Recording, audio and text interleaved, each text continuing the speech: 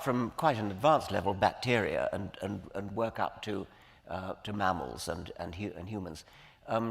We have a working theory which we know is true, which explains how you can go from great simplicity to prodigious complexity, and finally to the sort of complexity which is capable of designing things, of creating things, of working out how to do things.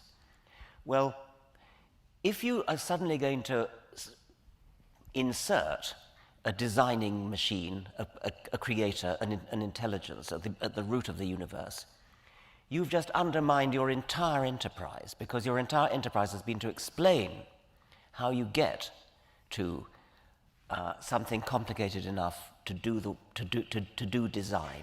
But even if that being just set in place the laws and then stood back? Even that, even the deistic God who sets the laws in place and withdraws, if those laws, if the implication is that those laws were cunningly designed, cunningly crafted, as many people think they were, so that atoms should come into existence, so that chemistry should come into existence, so that stars should come into existence, so that nuclear reactions in stars could produce the elements, so that they'd explode and we'd get a suitable chemistry to make life, and then the origin of life and so on.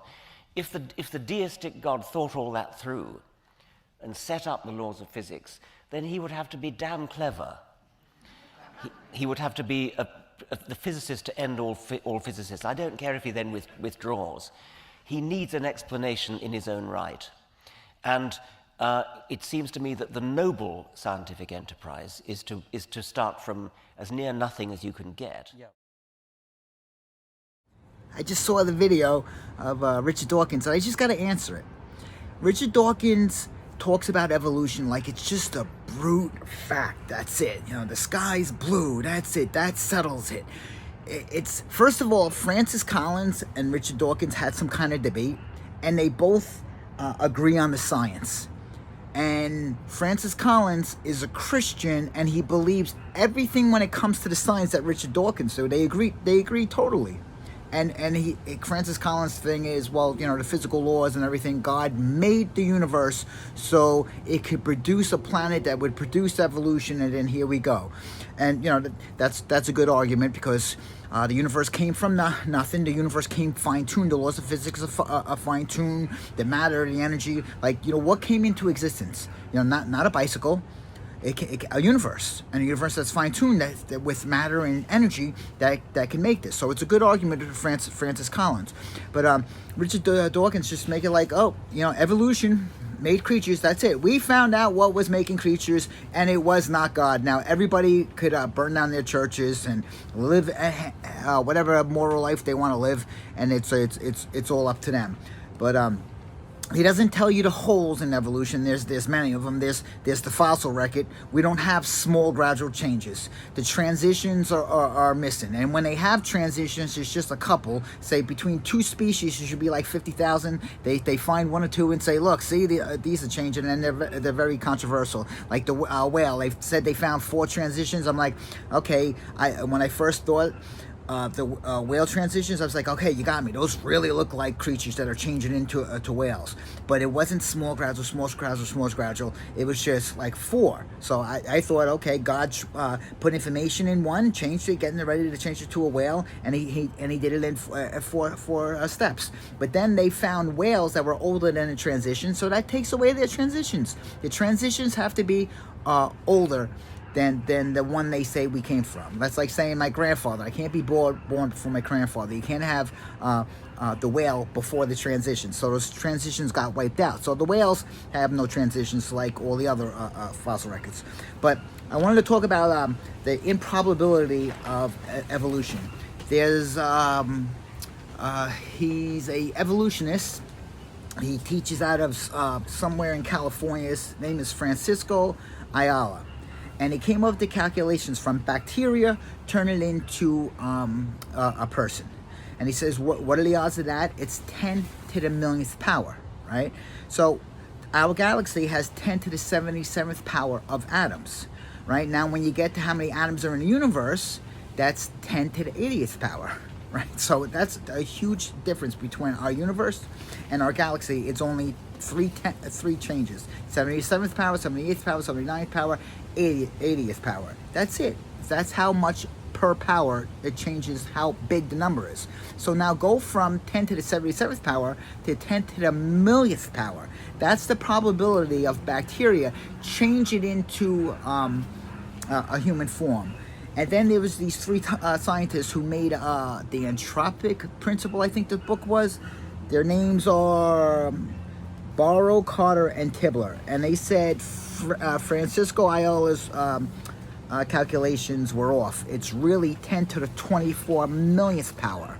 So that is a number that you can't even comprehend how big it is. You can't comprehend how big the universe is, and you can't comprehend how many 10 to the 80th atoms that are in the universe. So 10 to the 26 millionth power, compare those numbers. So what people, scientists, when they talk about aliens, they're like, there's no aliens out there. It's so improbable. I had a scientist say, people who believe in aliens, they don't know how improbable evolution is. It's so improbable. We don't have enough planets in the universe for it to happen again. If you took many universes and put them together, it wouldn't happen again. So why did it happen here and then over and over and over again? It's so improbable, but each species keeps evolving. Why does it keep happening when it's so improbable? Because the theory for random mutation, it has to be fixed because it can't do the job. You can't expect, I don't know, like a little lawnmower to blast into space, and you can't expect random mutation to make all this one. The probability, I have a better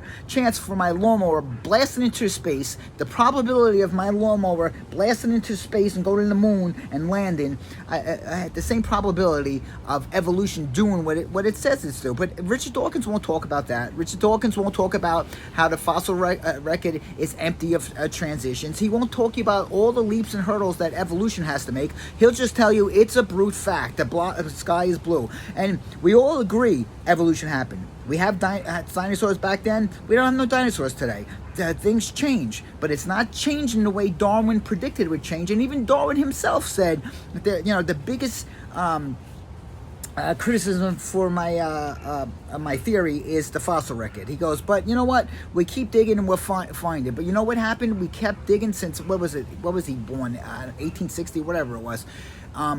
And we haven't found the transitions. It got worse and worse, and we're not going to find them in the future, because now when you dig, it's just going to be more of the same. And there was a scientist that said there's 10 steps in human evolutions from the ape-like creatures to humans, and each step, 1, 2, 3, 4, 5, 6, 7, 8, 9, 10, is so improbable. Each and every step is so improbable that the sun would grow old and blow up before that would happen. So we have all this in probability, but he doesn't speak about that. So don't let Richard Dawkins come with his British accent and his smooth talking. He's not telling you the whole science.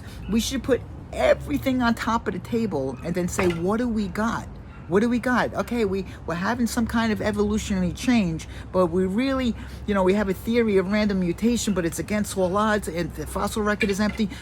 Everyone should talk about the truth, and then life getting started. They don't say it's against all improbability. They say it was impossible. They don't even have a way it could happen. At least random mutation, if you just, say it's a billion, trillion to one.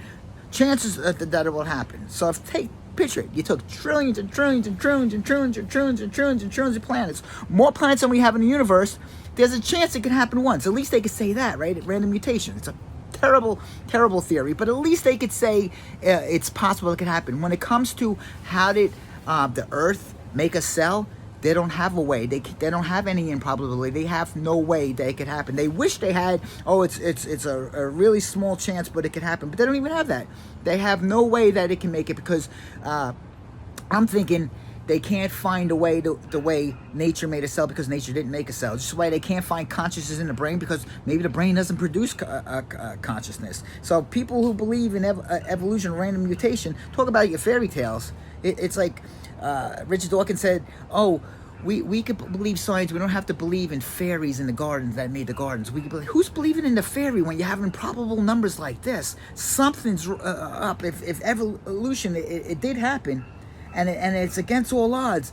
That's evidence for God right there. That's a miracle right there. That's greater than raising a man from the dead, like Christ risen from the grave. Evolution happened against 10 to the 26 millionth power, or what is it, the 24th millionth power? Please, Richard Dawkins, give it up. That's all you have. Your faith in evolution. That's all you have. You talk about your fairy tales, okay?